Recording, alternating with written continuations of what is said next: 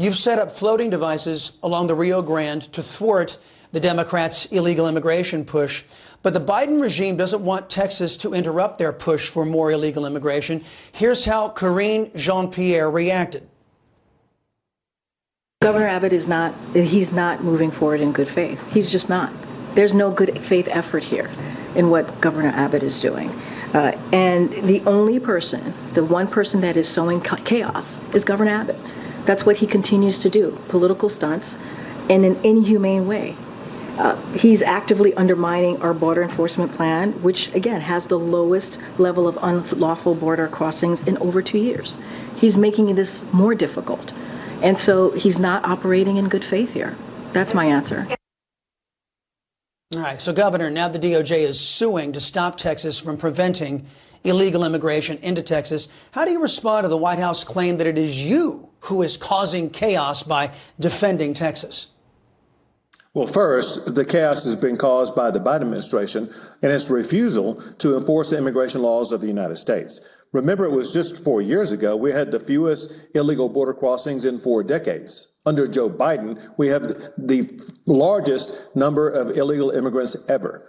Texas is the only governmental body in the United States of America that's actually preventing people from entering our country illegally. And so, as opposed to stoking chaos, it's only Texas that is abiding by the Constitution, using our constitutional authority to deny illegal immigrants access to our country. DHS Secretary, in the meantime, Governor Alejandro Mayorkas, testifying on Capitol Hill today. He refused to reveal how many illegal aliens have been deported on his watch. Democrats also blocked Mayorkas from answering a question on the status of how many terrorists have been allowed to cross into our country. Watch. 2 million people encountered and released, not the expulsions under Title 42, not the criminals. How many of those people have you deported? So, Congressman, a few points. Number one. Just how many of the people? I just want to know how many. It's just a number.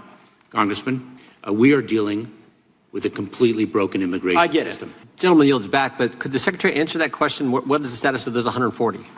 Mr. Chairman, Mr. Chairman, what is the point of order? What authority or point of order?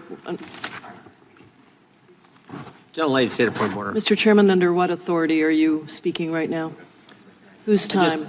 Whose time is it? Are you being recognized for 5 minutes? I was just asking what I thought would be a question Mr. every Chairman, single member of Congress would want to know. Wow. Governor, this game the Democrats are playing has sadly had devastating impacts on the state of Texas, particularly Latino communities along the southern border. Isn't it time that Secretary Mayorkas faces impeachment, sir? Oh, it's long past time. He's in charge of Homeland Security, and he's made the Homeland more insecure than any Homeland Security Secretary ever.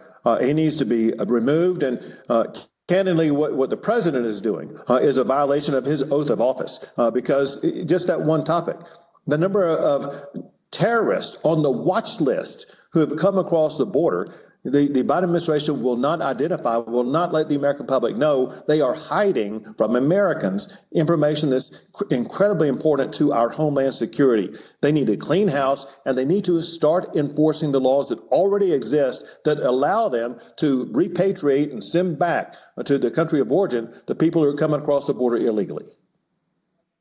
As you rightly pointed out, Governor, Texas is the only state under your leadership, sir, that is standing up for the rule of law. And they've had to spend a lot of money to do the job that the federal government, the Democrats, refuse to do.